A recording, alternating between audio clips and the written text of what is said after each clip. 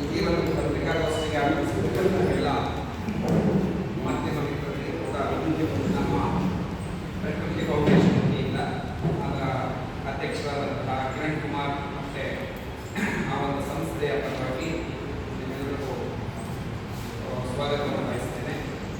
ಇವತ್ತು ನಾವಿಲ್ಲಿ ಪತ್ರಿಕಾ ಪ್ರಕಟಣೆಗೆ ಸೇರಿರ್ತಕ್ಕಂತಹ ಒಂದು ಪ್ರಮುಖ ಉದ್ದೇಶ ಏನು ಅನ್ನೋದಾದರೆ, ಈ ತಿಂಗಳು ಅಂದರೆ ನಾಡಿದ್ದು 15ನೇ ತಾರೀಕು ಭಾನುವಾರ ನಮ್ಮ ಪ್ರಕೃತಿ ಫೌಂಡೇಶನ್ ಅವರು ನಾವು ಏನು ನಮ್ಮ ಮೈಸೂರು ಪ್ರಾಂತ್ಯದ ಒಂದು ಪಾರಂಪರಿಕವಾದಂತಹ ಕ್ರೀಡೆ ಈ ಕುಸ್ತಿ ಅನ್ನೋದು ನಾವೆಲ್ಲೂ ನೋಡ್ತಾನೆ ಇಲ್ಲ.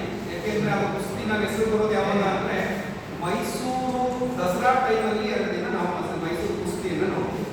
ಅದು ಬಿಟ್ಟಂತೆ ಈ ಕುಸ್ತಿ ಯಾವಿಲ್ಲ. ಯಾಕೆಂದ್ರೆ ಈಗ ನಮ್ಮನ್ನ ಈ ಕ್ರಿಕೆಟ್ ಅನ್ನುವಂತಹ ಒಂದು ಬೆಳಂಬೋತ ನಮ್ಮ ಎಲ್ಲ ಒಂದು ಸಾಂಪ್ರದಾಯಿಕ ಕ್ರೀಡೆಗಳನ್ನ ಬಲಿ ತಗೊಂಡ್ಬಿಟ್ಟಿದೆ.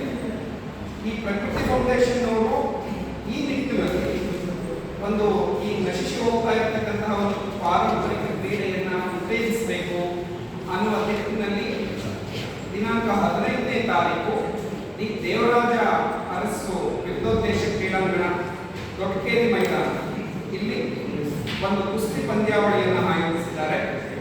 ಈ ಕುಸ್ತಿ ಪಂದ್ಯಾವಳಿಯಲ್ಲಿ ರಾಜ್ಯ ಮತ್ತು ಅಂತರರಾಜ್ಯಗಳಿಂದ 40ಕ್ಕೂ ಅಧಿಕ ಜೋಡಿಗಳು ಮಹಿಳೆ ಮತ್ತು ಪುರುಷರನ್ನು ಒಳಗೊಂಡಂತೆ ಈ ಕಾರ್ಯಕ್ರಮದಲ್ಲಿ ಪಾಲ್ಗೊಳ್ತಾ ಇದ್ದಾರೆ.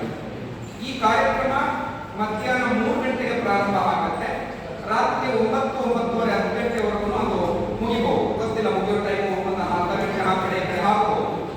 ಈ ಕಾರ್ಯಕ್ರಮದ ಘನ ಉಪಸ್ಥಿತಿಯನ್ನ ನಮ್ಮ ಹಾಲಿ ಸಂಸದರು ಹಾಗೂ ಮೈಸೂರು ಸಂಸ್ಥಾನದ ಶ್ರೀ ಯದುವೀರ್ ಕೃಷ್ಣದತ್ತ ಚಾಮರಾಜ ಒಡೆಯರು ಹಾಗೂ ನಮ್ಮ ನೆಲಮಂಗಲದ ಶಿವಾನಂದ ಆಶ್ರಮದ ಶ್ರೀ ಶ್ರೀ ಶ್ರೀ ರಮಣಾನಂದನಾಥ ಸ್ವಾಮೀಜಿಯವರು ಘನ ಉಪಸ್ಥಿತಿಯನ್ನ ವಹಿಸ್ತಾ ಇದ್ದಾರೆ. ಈ ಕುಸ್ತಿಯಲ್ಲಿ ವಿಜೇತರಾದಂತಹ ಒಂದು ಜೋಡಿಗೆ ಒಂದು ಆಕರ್ಷಕ ಬಹುಮಾನ ಯದುವೀರ್ ಮಹಾರಾಜ ಯದುವೀರ್ ಒಡೆಯರ್ ಕಪ್ಪಿನ ಜೊತೆಗೆ ನಗದು ಕೂಡ ಸಿಗ್ತಾ ಇದೆ ವಿಜೇತರಾದಂತಹ ಒಂದು ಜೋಡಿಗೆ. ಇಲ್ಲಿ ಈ ಒಂದು ಕಾರ್ಯಕ್ರಮಕ್ಕೆ ಭಾಗವಹಿಸತಕ್ಕಂತಹ ಎಲ್ಲ ನಾಗರಿಕರಿಗೆ ಪ್ರವೇಶ ಅಂತಕ್ಕಂಥದ್ದು ಉಚಿತವಾಗಿರುತ್ತೆ. ಯಾರಿಗೂ ಕೂಡ ಇಲ್ಲಿ ಎಂಟ್ರೆನ್ಸ್ ಫೀಸ್ ಅನ್ನೋದಿರೋದಿಲ್ಲ.